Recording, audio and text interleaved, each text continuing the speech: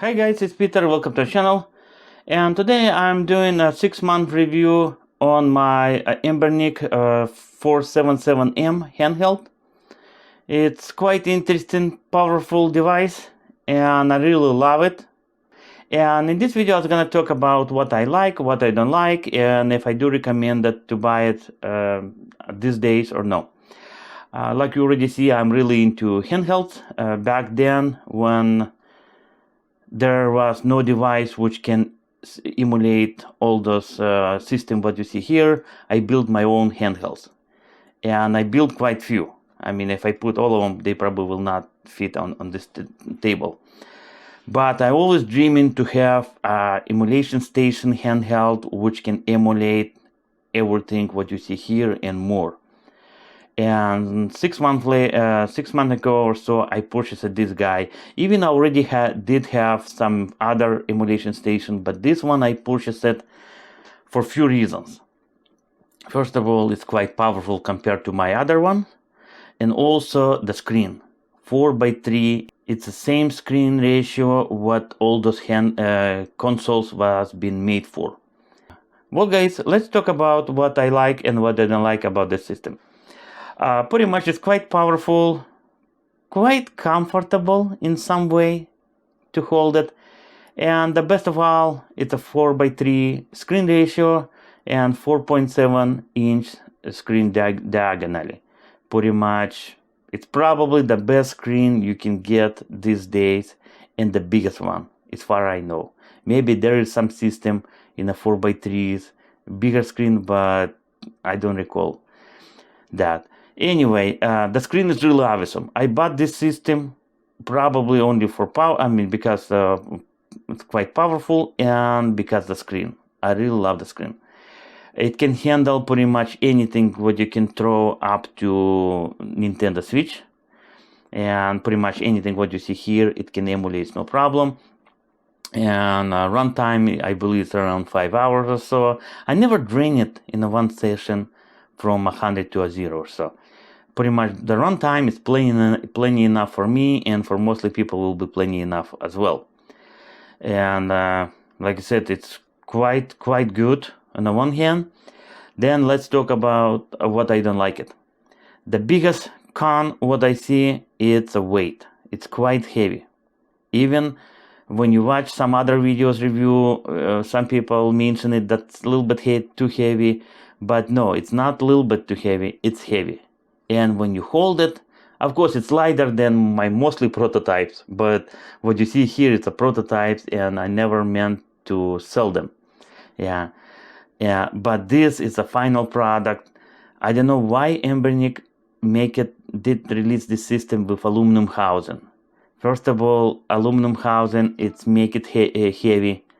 Plus, the way they did aluminum housing, it's horrible. I mean, the shape with those almost sharp corners. I mean, it feels like it feels and looks like this housing was being made 20 years ago. These days, technology, there is a way how to make housing much rounded, much thinner aluminum. I don't know why they make such a. I mean, I believe it's like 360 gram. The whole, I mean, handheld. It's quite heavy. Plus, like I said, without this plastic housing, I mean, wrapper housing, whatever you can call this system to play, I mean, you can feel it, the corners, pretty bad. Plus, speakers, where they place it, it's faced down, and when I'm holding, pretty much I'm covering speakers vents. The sound's really mushy, and it doesn't sound right. Also, I was gonna talk about shoulders and triggers. Inline shoulders and triggers, that's probably the worst design, in my opinion, you can get. It's not that comfortable. It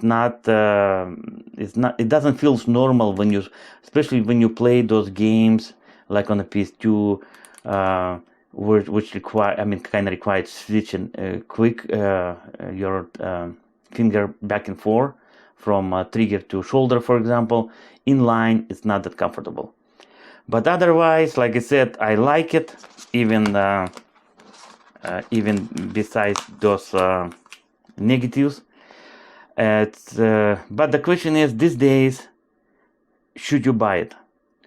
When I bought mine, it was like $240 plus freight. It's quite expensive, but not as much as these days. These days, the price did go up, especially if you buy from Amazon. They're running like $325 or $330. I mean, with free shipping. It's really high for what it is. And in my opinion, if you're looking for something like this device with 4:3 screen ratio, there's a better option in my opinion. It's Retroid Pocket Nova. I already pre-ordered it. Mine should be here in the next couple weeks or so.